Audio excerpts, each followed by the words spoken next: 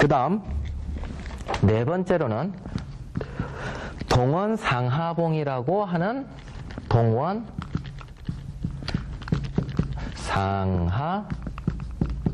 상하봉이라고 하는 건데, 그야말로 왕릉이 사초지 위에, 자, 왕릉이 이렇게 있습니다. 그럼 사초지가, 여기가 이게 사초지입니다. 사초지 위에 산줄기 내려오는 곳에 이쪽에 왕이 봉분이 하나 들어서고 또 그 앞으로 산기운이 남았기 때문에 하나 더 쓸 수 있다.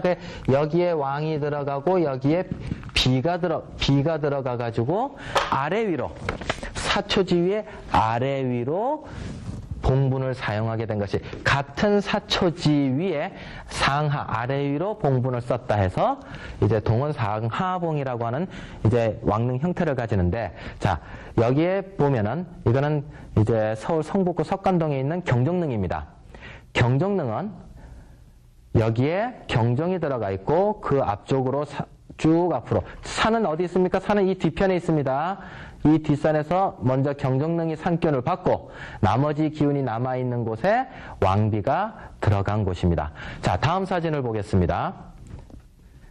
이 사진은 경기도 여주군에 있는 세종대왕릉 바로 옆에 가시면 효종릉이 있습니다. 세종대왕릉을 답사하러 가실 때는 반드시 옆에 효종릉까지도 같이 가셔서 답사를 하고 오십시오. 자, 답사를 가서 보면, 자, 제가 뒤에서 찍었습니다. 제가 산줄기 뒤에서 찍었는데 이 사진, 여기가 효종릉이고 그 앞쪽으로 쭉 흘러가가지고 여기 봉분이 하나 더 있는 것, 여기가 효종비릉이 되는 것입니다. 그 다음 마지막 다섯 번째로 또 하나가 있는데 어떤 무덤 형식이 있느냐, 동역 이강릉이라고 하는 무덤 형태가 있습니다. 동역 이강릉. 자, 동역 이강릉은 같은 지역 내에 다른 강이 뭐라 했습니까? 언덕이죠, 언덕. 사초지라고 하는 언덕입니다. 같은 지역 내에 다른 사초지를 쓴다. 자, 화면을 보겠습니다. 여기는 세조, 경기도 의정부 쪽에 있는 이제 광릉에 있는 세조릉입니다. 그래서 이쪽에 정자각을 제사 지내는 곳을 필두로 해서 이쪽에 세조릉이 들어가 있고 이쪽에 세조비릉이 들어가 있습니다. 그래서 양쪽으로 언덕을 하나씩 갖고 왕이 들어가고 왕비가 들어가 가지고 이렇게 쓰는 양식을 동역 이강릉이라고 하는 것입니다.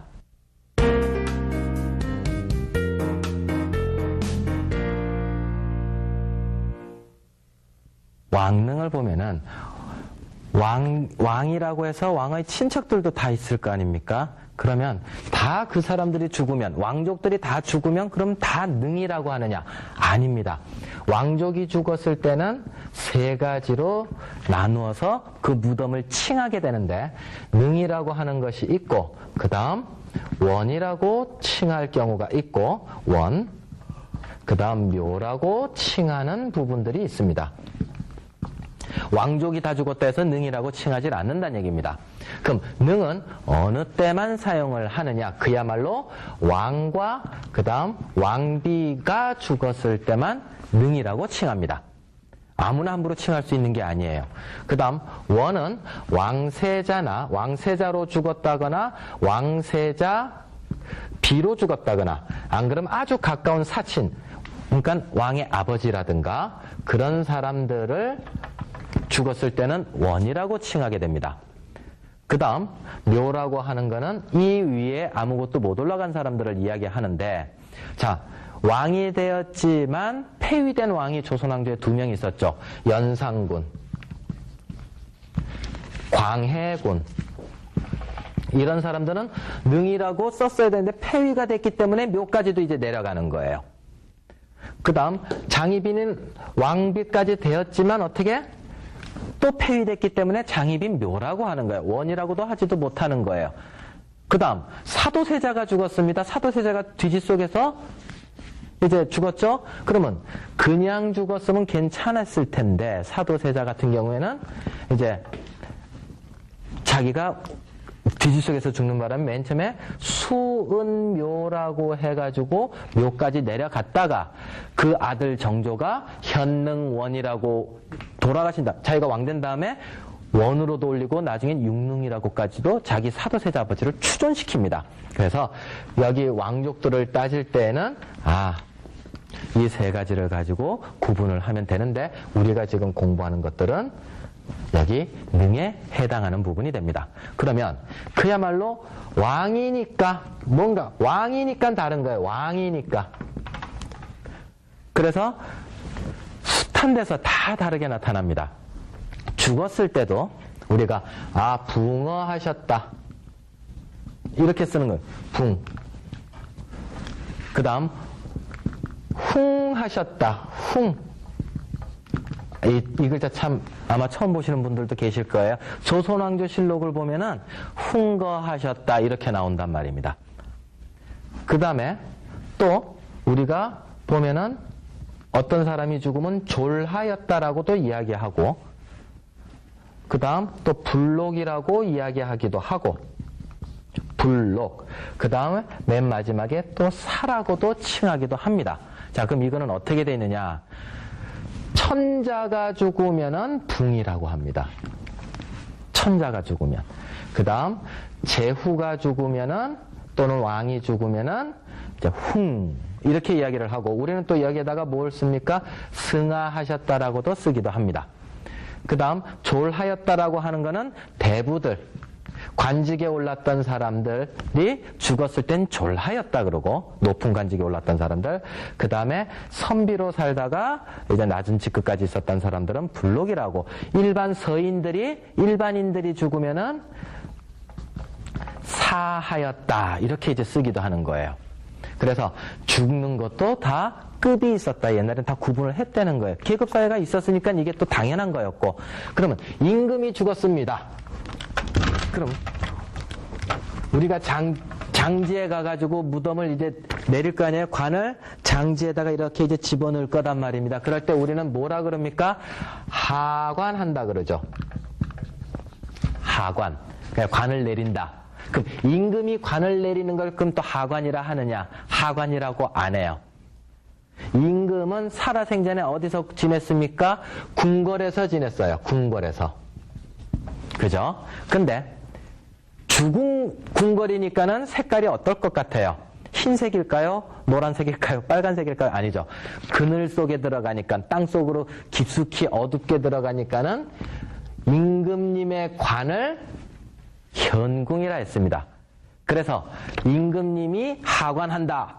그 뜻은 임금 정확한 표현은 임금님이 하현궁한다. 이렇게도 이제 왕이니까 전혀 다른 우리가 생각지도 못한 단어를 가지고 이제 왕릉에서 장법을 사용하기도 합니다. 자, 그러면 우리가 태조 이성계가 어떠고 저쩌고 세종대왕이 어쩌고 저쩌고 이제 이야기들을 한단 말입니다. 그러면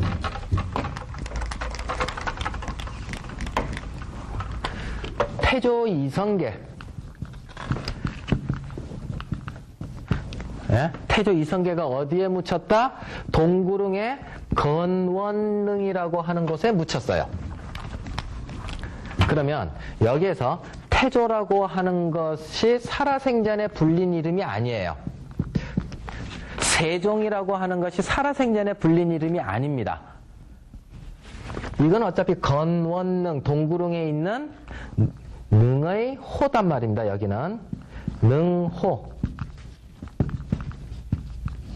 능호라서 이건 별 문제 없는데 태조는 언제 왜 우리가 태조니 세종이니 그 다음에 효종인이라고 이야기를 하느냐 하면은 요거는 그야말로 언제 사용하기 위해서 돌아가시고 나서 그 다음에 종묘에 종로 3가에 있는 종묘에 신의를 올릴 때 이때 만들어내요.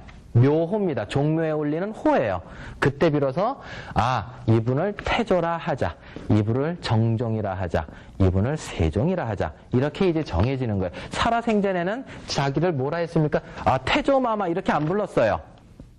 그냥 전하 이렇게 이야기하면은 본인은 뭐라 했습니까? 과인은 어쩌고 저쩌고 이제 이야기를 하는 것이단 말입니다. 자, 그러면 우리가 왕릉 중에서 제일 많이 알려진 왕릉이 어느 왕릉입니까? 아마 전 국민이 알고 있는 왕릉이 있어요. 전 국민이 알고 있는 왕릉.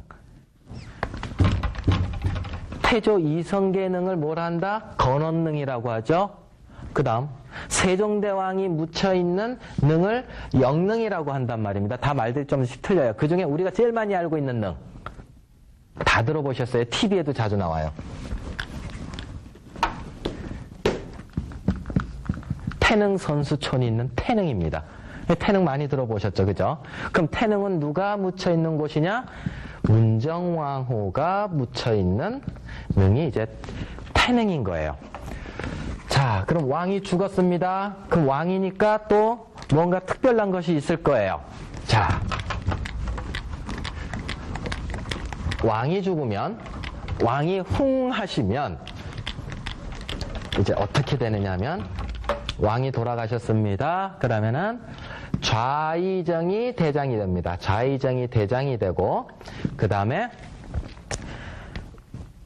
기구가 3개가 설치가 되는데 병조는 궁궐을 에워싸요. 그래서 특별한 일이 이제 더 이상 생기지 않게끔 하고 그 다음 2조가 시신을 보관하게 하는 빈전도감을 만들고 그 다음 발인 행렬을 맡는 국장도감을 또 만들고 그 다음에 산에 올라가서 공사를 할 수 있는 곳을 또 맡게 하는 2조가 맡게 되고 그 다음 예조는 전 관아에다가 전 지방에 알려가지고 이제 임금이 돌아가셨다. 그러면 3일 동안 곡을 하게 하고 그 다음에 5일 동안 장을 서지 못하게 하고 그 다음 3개월 동안은 도살이나 혼인을 금지시키면서 왕릉을 쭉 해나갔던 것입니다. 자, 그러면 여기에는 또 왕이니까 다른 게 있어요. 왕이니까. 뭐가 있느냐면 지금은 뭐 별 이상 우리가 소나 돼지나 이런 거를 도살하는 데 있어서 누구도 소고기도 먹고 누구는 또 돼지고기도 마음껏 먹고 하는 세상이 됐지만 옛날에는 소라고 하는 것은 제사 때 누구만 사용을 했느냐? 임금님만 사용을 했어요. 소고기를 가지고 제사를 지낼 수 있는 것. 그야말로 능의 제사를 지낼 수 있는, 능제를 지낼 수 있는 고기는 소고기였어요. 그래서 소고기로 누가 다른 가문에서 하면 안 돼요. 다 돼지고기로 제사 지냈었어요. 그러니까 이 소고기를 가지고 이제 임금님이 직접 가가지고 능에서 제사를 지내는데, 자, 예를 들어서 정조가 자기 아버지를 사도세자를 이제 이장시켜가지고 천장이라 그러는데, 죽은 사람이, 우리는 그냥 이장, 임금이 죽으면 천장이라고 이제 말을 붙여요. 사도세자를 천장을 시켜가지고 어디에? 수원에 또 우리가 이제, 정조가 옮긴단 말입니다. 여기에 무슨 고기가 옵니까? 소고기를 가지고 제사를 지내요. 그리고 제사가 다 끝나고 나면 수원에다가 이제 거기 있는 그 일반 백성들에게 소고기를 나눠준단 말입니다. 그러다 보니까는 소고기 가지고 음식 해먹는 조리법이 수원에서는 또 많이 발견이 되는 거예요. 그러니까 발달을 하는 거예요. 그래서 나온 게 요즘에 수원 화성갈비, 그 다음에 홍능갈비, 태능갈비, 다 서로 제사를 지내니까는 이런 갈비집 이름들도 능능능 이렇게 붙여가지고 많이 유행들을 하게 되는 것입니다. 자, 그러면 오늘은 이제 테마 풍수 중에 가장 풍수 이론이 정확하게 들어가 있는 왕릉 풍수를 또 첫 시간으로 가져보았습니다. 다음 시간에도 계속 왕릉 풍수에 대해서 강의하는 시간을 갖도록 하겠습니다. 감사합니다.